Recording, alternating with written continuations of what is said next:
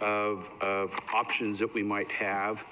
And for those that haven't seen the notice of measure election, there are 5 areas that are specifically going to be in the initiative, and let me read those.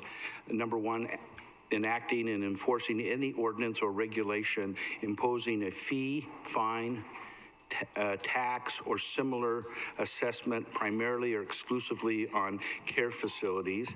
That was number 1. Number 2 is enacting or enforcing ordinance and regulations that impose standards of care on care facilities already subject to federal and state requirements. The measure applies to care facilities that provide services to elderly or individuals with physical, mental disabilities, such as long-term and residential care facilities, assisted living facilities, and memory care communities. These facilities are currently regulated by state and federal laws. The measure would also repeal Ordinance 5059 and Resolution 2018-54, which applies to care facilities. They establish EMS, fire department fees, and city licensing requires fees and fines for care facilities, including a $500 application fee, a $200 per bed licensing fee, and a $1,500 fine for calling an ambulance if the city determines the ambulance was medically unnecessary. The measure would not prohibit or directly impact city fees or regulations of the general applicant. And so that's what's before us, and I wanted to share that with you.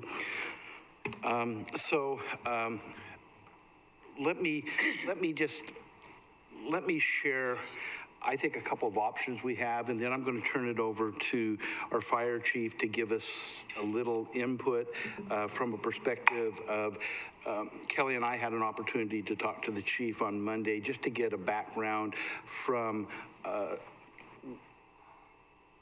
the kind of the reasoning of why we've gone where we've gone. And so it's information that has gone, that we've heard before, but it gives us an opportunity to be all on the same page. I've got 5 things that I think, or 4 things I think that we could do tonight. We could do nothing and let the voters decide from the information that's going to be received in the voters' pamphlet. We can be proactive and tell our side of Ordinance 5059 and Resolution 2018-54 with council's rationale for the ordinance and the resolution. This would include being very proactive in the voters' pamphlet, the utilization of civic groups throughout McMinnville, use of viewpoints, editorial boards, social media, and ads in the newspaper or the such. This, again, councilors, you need to know, can be done with no help from the city. This would have to be us and citizens that are passionate about what we're doing. We have an opportunity, I think, to revise the ordinance with modifications addressing emergency management issues, which I don't think that we put in the initial ordinance as deeply as we should have, and lessons that we've learned over the last, well, it'd be 10 months now. And the chief might update us on that. This ordinance is all about life safety codes that the city are responsible for administering. Since enactment in October, our deputy fire marshal is now involved more full-time in code enforcement and training, and that is an important duty that the city has to the citizens that are found in care facilities throughout this community. And so, Chief, I'm going to just kind of have you give just a brief kind of overview, questions for the chief, and then I think we can have a discussion. So, Chief? Mr. Mayor and councilors, as you're aware, the issue started, the city has been trying to address these issues with meetings with care facilities for over the last 10 years, 11 years since I've been here in McMinnville. The last 9 months prior to that time frame, once we started going down the road of an ordinance, we had discussions with all of the care facility directors at that point in time, trying to address the issues, identify the challenges we were in, and letting them know that we were looking at an ordinance to address these issues. The ordinance it has 2 fees. One is the $1,500 fee for the misuse of the EMS system. That fee has had its intended, the purpose of that fee has been successful. In the 9 months this last year, post-ordinance, compared to the previous, the 9 months of the same time frame the year before, we're down 287 calls to care homes. Most of those were no transports, where we would go in and assist or lift assist, those types of things. So the education component that occurred, that was partially some of the healthcare industry education, and partially the ordinance itself has had an impact on the heavy use of the calls. We have billed and rescinded 2 calls because we found out both of those patients were actually independent living and not in the care of the facility. So we withdrew those bills. So there have been no funds received from that, but the intended consequence of that part of the ordinance has been successful and is helping address some of the workload issues and challenges that we are facing on that side. The other side is the licensed fee for the care facilities. Some of the threads that the council has been aware of are some repetitive fires in some of the facilities and some of the extra work, a load that is being required as a result of some of the high turnover of the facilities are driving some additional code training and life safety training and code enforcement on some of the issues.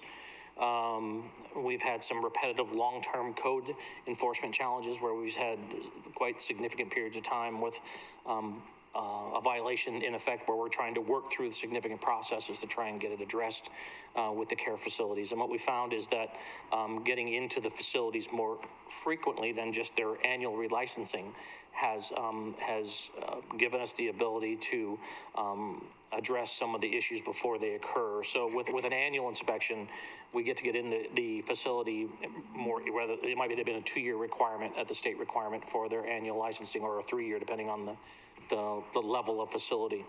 So, but by the ordinance driving us to go in there annually and doing those things, it does take some time away from other facilities while we're focusing on the care home facilities. But there have been, and I have my glasses on, I didn't have them off the top of my head, I apologize. But there have been,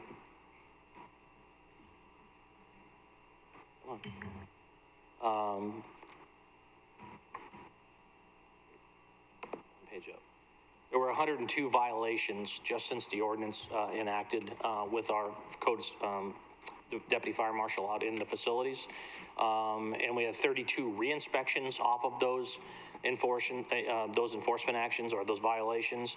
And all of those, except for one, have been cleaned up and taken care of as a matter of the facilities coming into compliance with the code violations. And Chief, some of those were outlined in that information that you had given to us, and that gives us interactions that we've had for 2018 and 19, correct? For the last, since we started the inspection process, and the ordinance passed in October, and we started the inspections and the licensings in January, but some of the inspections we started conducting prior to that to try and get ahead of the power curve.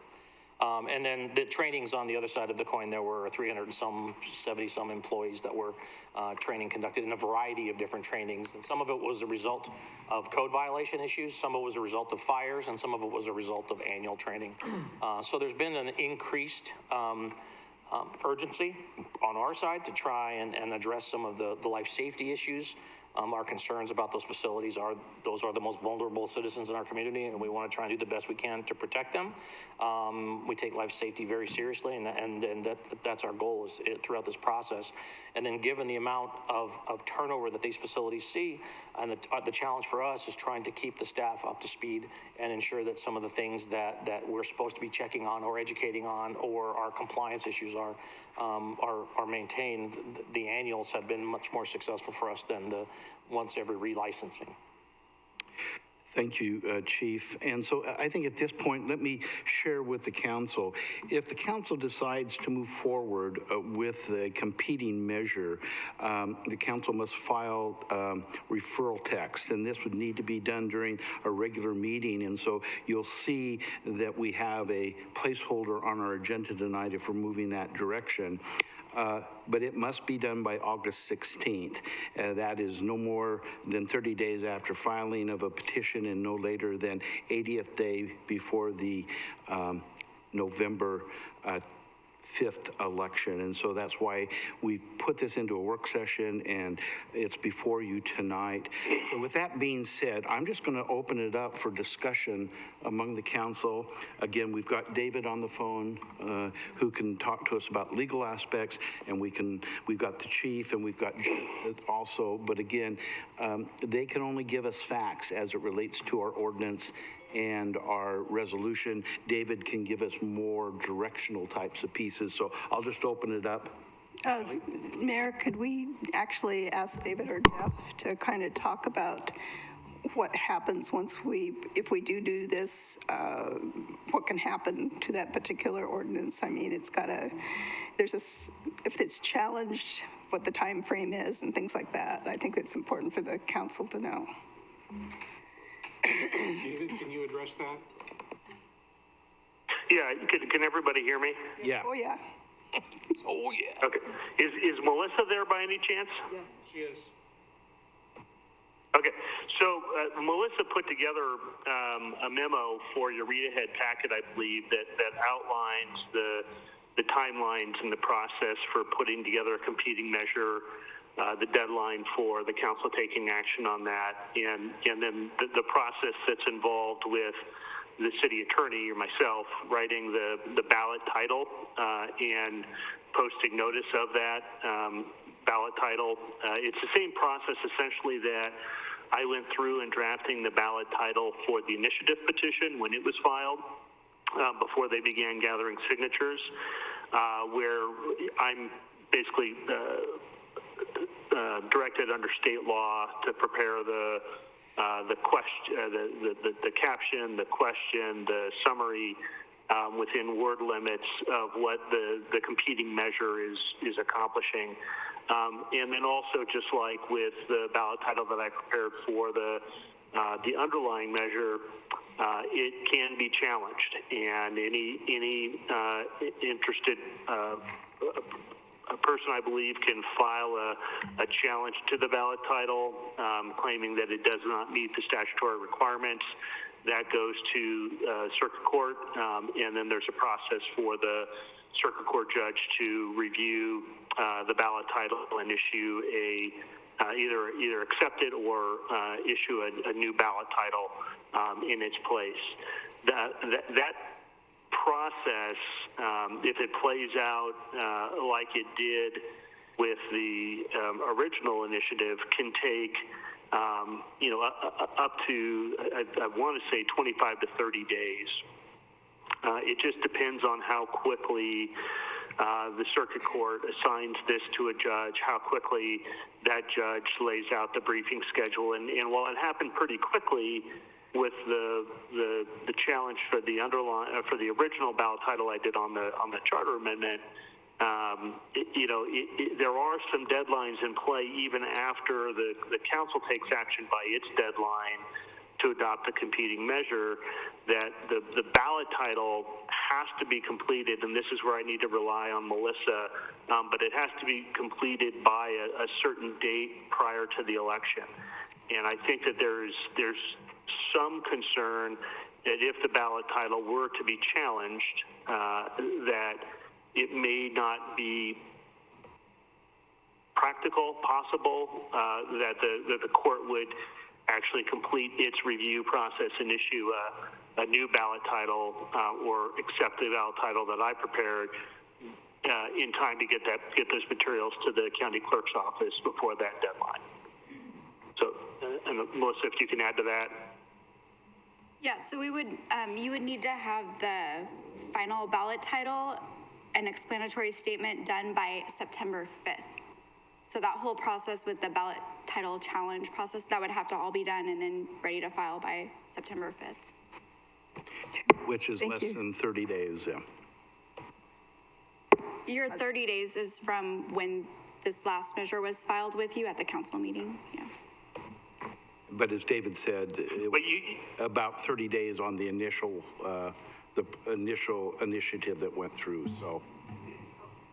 Yeah, but it's yeah, less than so say, you know, hypothetically, the council took action tonight to adopt a competing measure, okay?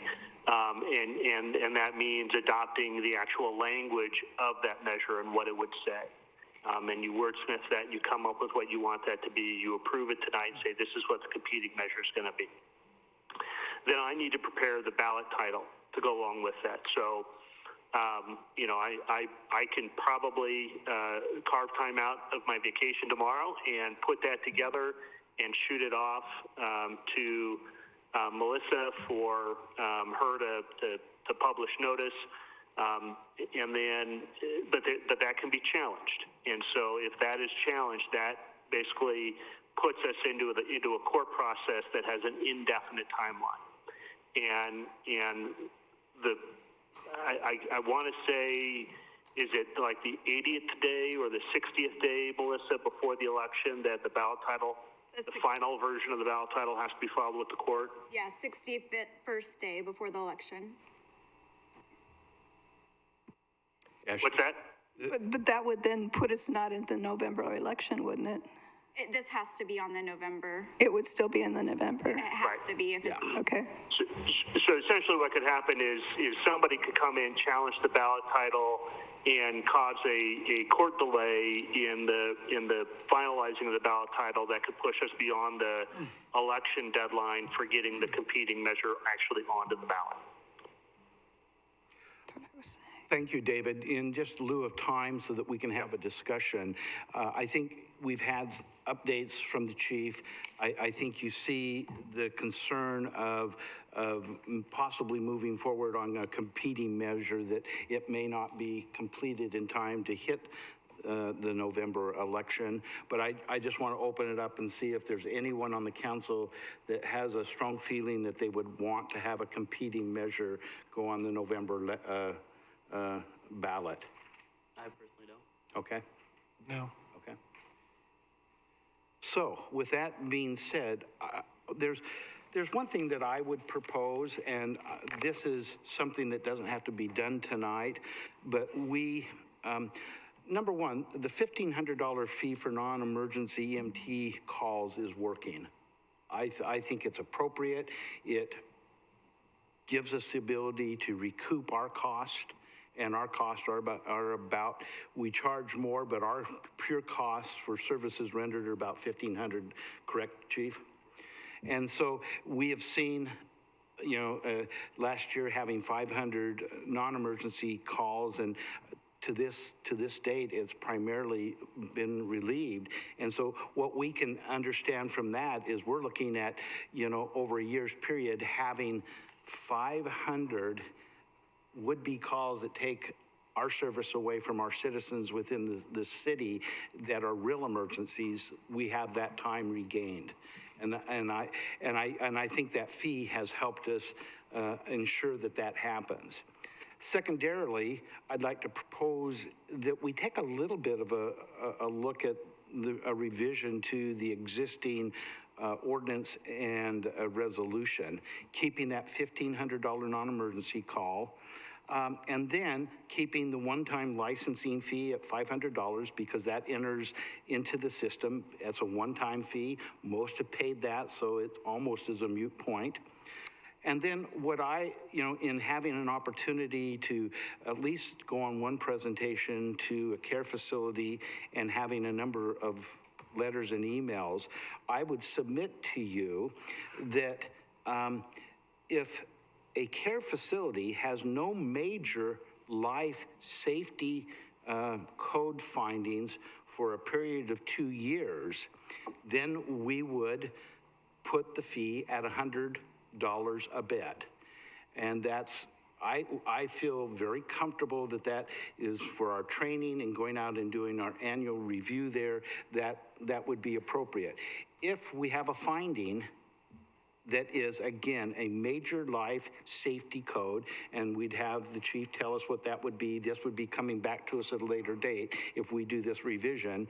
That would then put them back on a 2-year schedule of having to have no code findings, and they'd be raised back up to 200. And so, again, what that does, it rewards those that are doing the right thing when it comes to major life emergency code findings. This truly today, because of what we've done, gives us an ability to do more inspections, more training than we've ever been done before. And so I propose that. It doesn't have to be done today. The other thing that I feel that we don't enact this until after we find out what happens with this initiative in front of us, that this would take place probably the 1st of December.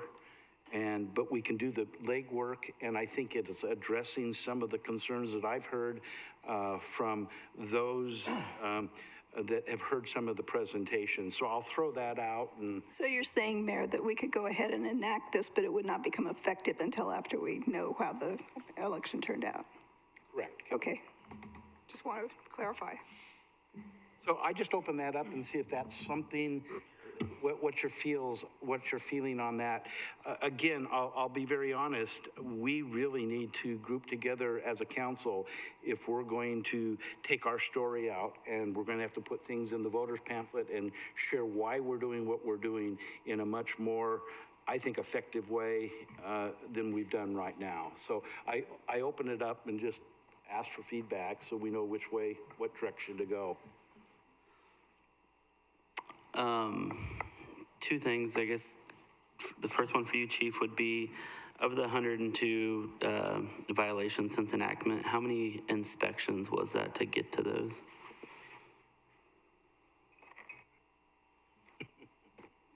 Sorry, I minimized.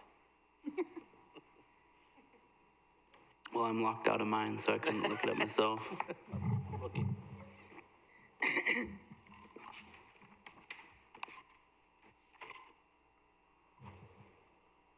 While Chief's looking that up, I'll propose my other question to the dais. A lot of feedback I've heard in the community is about the scare factor of that $1,500 and looking at other ordinances and in other jurisdictions. And I am a fan of cost recovery for, overusing our EMS system if it's from a standpoint of a private enterprise not staffing correctly or using us for things we weren't designed for when they should be covering that in their own business model. But I also don't want somebody to feel scared to call on a first-time offense. So I would be more apt to, if we're going to revise that bed fee, to also revise that $1,500 fee to be a stair step and have it be $500, $1,000, and then $1,500, and that way the care facility has a smaller hit initially, but it's still big enough to catch their attention and educate their staff. But it also says we're serious about cost recovery and we're not going to have our EMS system abused. Thank you, Adam. Councilor Garver, there were 64 inspections completed on the 15 facilities. 15 were the initial occupancy inspections, and 64 were either secondary to violations found, or there were some that were because of permitting changes, whether it was a construction permit inspection follow-up or a sprinkler system inspection follow-up, those types of inspections. But 64. Chief, I'm sorry, but we can't hear you. Sorry, 64 inspections on the 15 facilities from 2018, the end of 2018 till. And do we have any idea what the cost of that was for Chief McDermott to do those inspections as well as the re-inspections and the reviews of those facilities? We could probably put a cost to it if I can get some estimates on the hours spent off of the inspection program. I have to take a look and make sure that that information. I'd be interested in seeing that while we're considering a incentive program on that bed fee. But the $1,500 fee is a definite hard cost as far as the fire department is concerned. Yeah, that is the cost that we use for the ambulance calls for a variety of things, including our reimbursement expenses for the GE. And the facilities have had no problem getting with this, and actually, you have been very forgiving on a couple of occasions where it's obvious that they didn't maybe understand it. You used it as a learning opportunity. We had one 2 months ago that we could have billed, but we used it as an educational opportunity. And then we have had one subsequent one at a different facility and used the same fashion. So it was like their first opportunity was an educational moment versus a. So that's a whole lot more time that the fire department has to respond to actual emergency calls. Other comments? I agree with thinking about what our feedback has been from the community and the care facilities and looking at the ordinance and trying to make it more, even more effective. It sounds like it's been very effective from the perspective of some of the challenges that we're trying to address for the benefits of these community members. I also agree with what Mayor Hill said with regards to I'd like to work on our communication, both our communication with the care facility community. I mean, it sounds like you're doing a lot of communication with them, but also I've heard some misinformation from citizens that brings up fear. One of the piece of information was that the individuals within care facilities are not able to call the EMS, which is not accurate. So I just think it's really important that our citizens understand what's in the ordinance and what the intention is, and that the intention really is for the safety and to work collaboratively towards that end with our care facilities. And so, I mean, I feel like there's more work that we could do to that end, and I think our energies should be focused on that. Thank you, Wendy.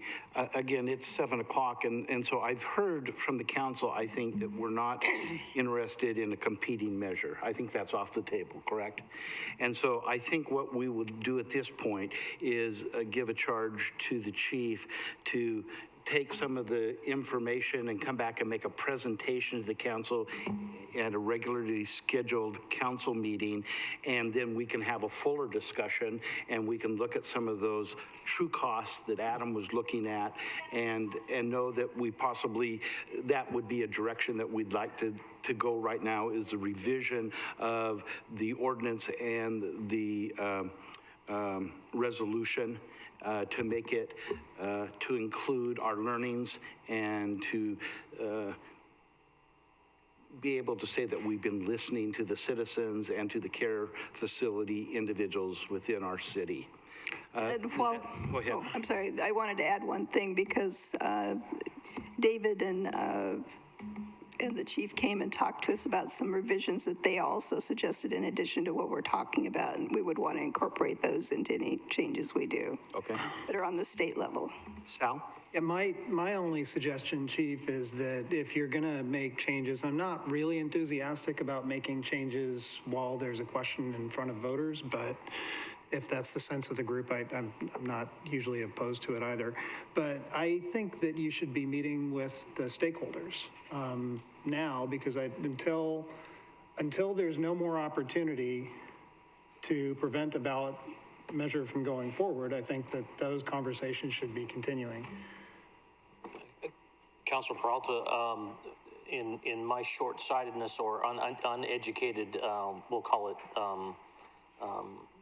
misunderstanding, throughout the year prior to this ordinance, all of the communication that we were doing with directors of the care facilities.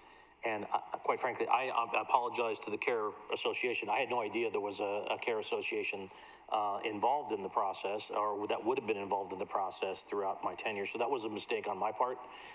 So that was why that group was not engaged. I was under the impression that engaging the directors of the facilities, and then I had some friends at one of the care facilities and remind me that residents of the facilities are stakeholders also, and I missed that mark also. So absolutely. I understand what you're saying. And so two groups that would be classed as stakeholders in this group, I missed as we were going through trying to focus on the directors of the facilities and the owners and managers of the business corporation side. And I did not include in the previous dialogue anyone with those groups. Right. That was my error. So I'm acknowledging that, and I'm saying, I hear what you're saying, and we'll adjust that. On the time scale that we're talking ahead. Okay, good. Thank you. Thank you, Chief. Any other comments? Okay, I think staff has a direction, so this will come back before the council at a later scheduled time. And with that, we will go ahead and adjourn the work session. David, thank you for calling in and being a part of this. No worries. Good. I'll be here if you need me for the regular meeting too. Okay.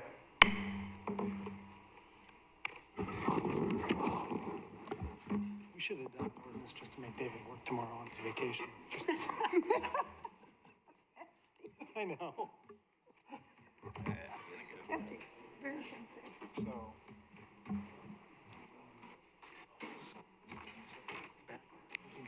Okay. This, again, thank those that came for the work session. I know there were a number of you that have come for the work session tonight, and so we'll give, let's give about 5 minutes for those that are leaving, and then we'll start up our regularly scheduled council meeting.